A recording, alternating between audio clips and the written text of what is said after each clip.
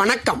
ஆகாஷ்வாணி புதுச்சேரி செய்திச் சுருக்கம் வாசிப்பவர் ஆதவன். பிரதமர் திரு நரேந்திர மோடி மத்திய மற்றும் தென்கிழக்கு ஐரோப்பிய நாட்டு பயணத்தை முடித்துக் கொண்டு புதுடெல்லி வந்தடைந்தார். பிரதமர் திரு மோடி பான்ஸ்கி டோரியில் குரேஷிய அதிபர் ஆண்ட்ரூஜ் பிளன்கோவியுடன் உயர்மட்ட அளவிலான பேச்சுவார்த்தைகளை நடத்தினார். இரு நாட்டு தலைவர்களும் கூட்டு செய்தி அறிக்கை ஒன்றை வெளியிட்டுள்ளனர். ஐரோப்பாவாக இருந்தாலும் ஆசியாவாக இருந்தாலும் போர்க்களத்தில் தீர்வுகளை காண முடியாது என்று கூறிய பிரதமர் திரு மோடி மோதல்களுக்கு அமைதி பேச்சுவார்த்தை மூலம் மட்டுமே தீர்வு காண முடியும் என்று உறுதிப்படுத்தினார். மகாராஷ்டிராவின் புனேவில் உள்ள ஜெஜூரி மார்கோவின் சாலையில் ஏற்பட்ட சாலை விபத்தில் உயிரிழந்தவர்களுக்கு பிரதமர் திரு நரேந்திர மோடி பிரதமரின் தேசிய நிவாரண நிதியிலிருந்து 2 லட்சம் ரூபாயும் காயமடைந்தவர்களுக்கு தலா 50,000 ரூபாயும் வழங்கப்படும் என அறிவித்துள்ளார். 4 மாநிலங்களில் 5 சட்டப்பேரவை தொகுதிகளுக்கு இன்று இடைத்தேர்தல் நடைபெற்று வருகிறது.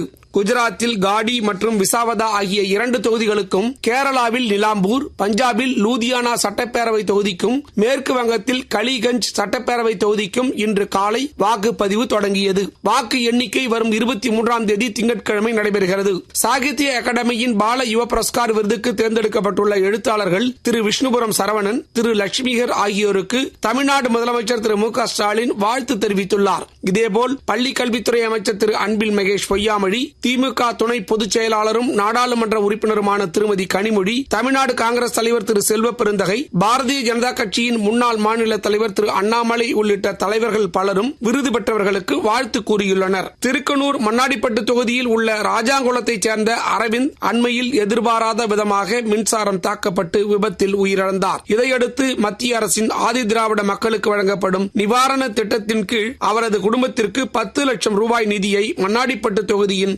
சட்டமன்ற உறுப்பினரும் உள்துறை அமைச்சருமான திரு நமச்சிவாயம் பாதிக்கப்பட்ட குடும்பத்தினரிடம் இன்று வழங்கினார். அப்போது மண்ணாடிப்பட்டு தொகுதியின் முக்கிய ஊர் பிரமுகர் வீரராகவன் உள்ளிட்ட பலரும் உடனிருந்தனர்.